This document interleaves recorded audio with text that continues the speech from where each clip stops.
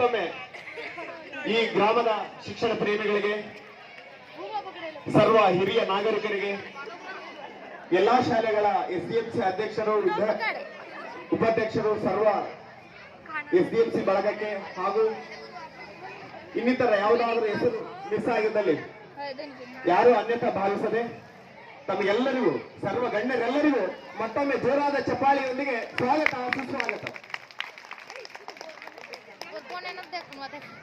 ವಿದ್ಯಾರ್ಥಿಗಳು ಶಾಂತಿ ಮತ್ತು ಶಿಸ್ತನ್ನು ಕಾಪಾಡಬೇಕು. ಪ್ರಾಸ್ತಾವಿಕ ನುಡಿಗಳು. Keep silence. बोलो भारत माता की जय, बोलो भारत माता की जय, वंदे मातरम, वंदे मातरम. Okay fine. ವಿದ್ಯಾರ್ಥಿಗಳೇ, 77ನೇ ಗಣರಾಜ್ಯೋತ್ಸವ ದಿನಾಚರಣೆಗೆ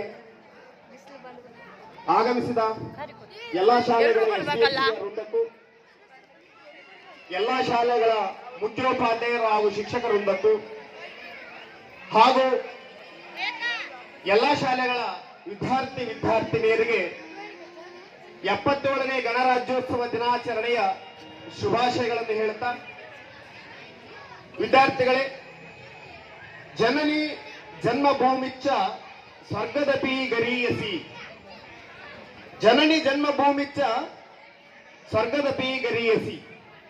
ಜನನಿ ಮತ್ತು ಜನ್ಮಭೂಮಿ ಸ್ವರ್ಗಕ್ಕಿಂತಲೂ ಮಿಗಿಲು ಎನ್ನುವ ವಾಕ್ಯವನ್ನು ನೆನಪಿಸಿಕೊಳ್ಳುತ್ತಾ, ವಿದ್ಯಾರ್ಥಿಗಳೇ, ಜಗತ್ತಿನ ಎಲ್ಲಾ ದೇವರಿಗೆ ನಾವೆಲ್ಲರೂ ತಲೆಬಾಗಿ ನಮಸ್ಕರಿಸುತ್ತೇವೆ. ಆದರೆ ನಮ್ಮ ಭಾರತ ಮಾತೆಗೆ ನಾವು ತಲೆ ಎತ್ತಿ ನಮಸ್ಕರಿಸುತ್ತೇವೆ. ಏಕೆಂದರೆ ನಮ್ಮ ಭಾರತ ಮಾತೆ ಹೇಳುತ್ತಾಳೆ, ನನ್ನ ದೇಶಭಕ್ತರು ಎಂದಿಗೂ ತಲೆಬಾಗಬಾರದು, ಯಾರಿಗೆ ಸದಾ ತಲೆ ಎತ್ತಿ ಗೌರವಯುತವಾಗಿ ಬದುಕಬೇಕೆನ್ನುವ ಆಶಯದಿಂದ. ವಿದ್ಯಾರ್ಥಿಗಳೇ, ನಿಮಗೆಲ್ಲ ಗೊತ್ತಿರುವಂತೆ ನಮಗೆ ಆಗಸ್ಟ್ 15, 1947ರಂದು ಸ್ವಾತಂತ್ರ್ಯ ಸಿಕ್ಕಿತು. ನಂತರ 1950 ಜನವರಿ 26ರಂದು ನಮ್ಮ ದೇಶವು ಗಣರಾಜ್ಯವಾಗಿತ್ತು.